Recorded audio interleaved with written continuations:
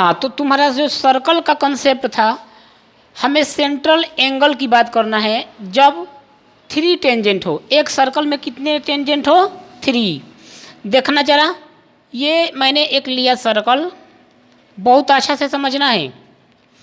और इस सर्कल के बाहर कोई पॉइंट मैंने पी लिया, बोलो। और इस सर्कल का जो सेंटर है ओ है। अगर यहाँ से मैंने एक टेंजेंट लाइन लिया तो पी पर मिला, और यहाँ से मैंने एक टेंजेंट लाइन लिया तो ये पॉइंट पी पे मिला, पॉइंट पी पे मिला।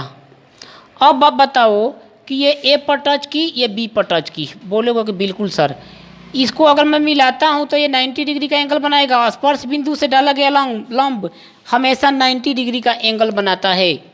स्पर्श बिंदु से डाला गया लंब हमेशा 90 डिग्री का। तो यहाँ से भी तो डालेंगे तो 90 डिग्री बनाएगा, बोलो हाँ।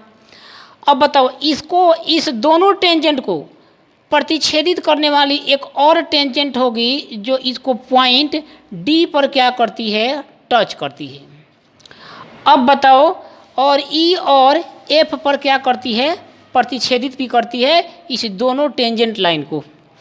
अच्छा, अब मैंने क्या किया कि सेंटर से इस पॉइंट को प्रतिच्छेदित पॉइंट और इस पॉइंट को मैंने मिला दिया।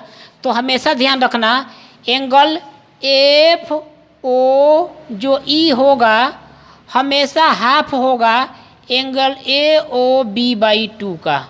मतलब एंगल ए ओ बी का एंगल क्या होगा? इसका हाफ होगा। तो चलिए, ये आया कहाँ से? इस कोण के हम लोग कर लेते हैं चर्चा। पहली बात, स्पर्श बिंदु से डाला गया लंब 90 डिग्री, समझ रहे हो ना? अरे बोलो, स्पर्श सबको आ रहा समझ में ना? स्पर्श बिंदु से डाला गया लंब हमेशा 90 डिग्री, स्पर्श बिंदु से डाला गया लंब हमेशा 90 डिग्री। सर, अगर कुछ देर के लिए मैं इस पॉइंट को यहाँ से मिला दूँ तो मैं बात करता हूँ त्रिभुज ए ओ डी की। त्रिभुज ए ओ डी की बात करता हूँ, त्रिभुज ए ओ डी। ए ओ डी में दोनों में ये क्या है? ये कॉमन है। हमें ये क्या है? कॉमन है।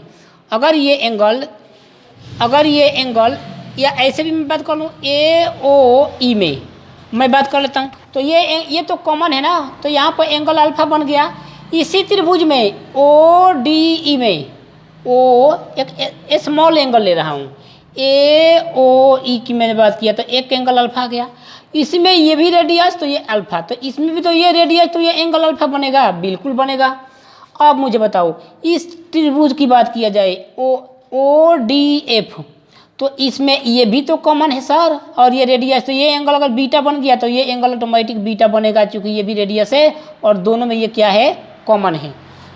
चलिए सर, अगर मैं त्रिभुज ए ओ बी कंप्लीट एंगल की मैं बात करता हूँ तो ये मेरा एंगल बनेगा अल्फा प्लस अल्फा। ये complete angle A O B alpha plus beta plus beta बनेगा। तो ये क्या आ जाएगा सर, बताएंगे आप? 2 अल्फा प्लस 2 बीटा।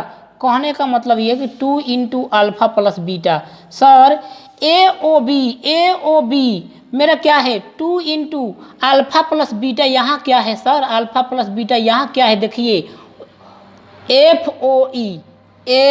ओ ई है।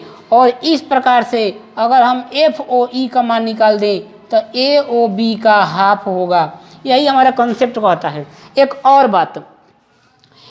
बात आपको याद रखने की ज़रूरत है। इसी लाइन में आप जानते हो कि P A plus P B, तो पी ए बराबर तो पी बी होता है, पी ए बराबर तो पी बी होता ही है, पी ए बराबर पी बी। तो अगर मैं इसको ऐड करूं तो ये या तो 2 पी ए होगा या 2 पी बी होगा, ये याद रखना है।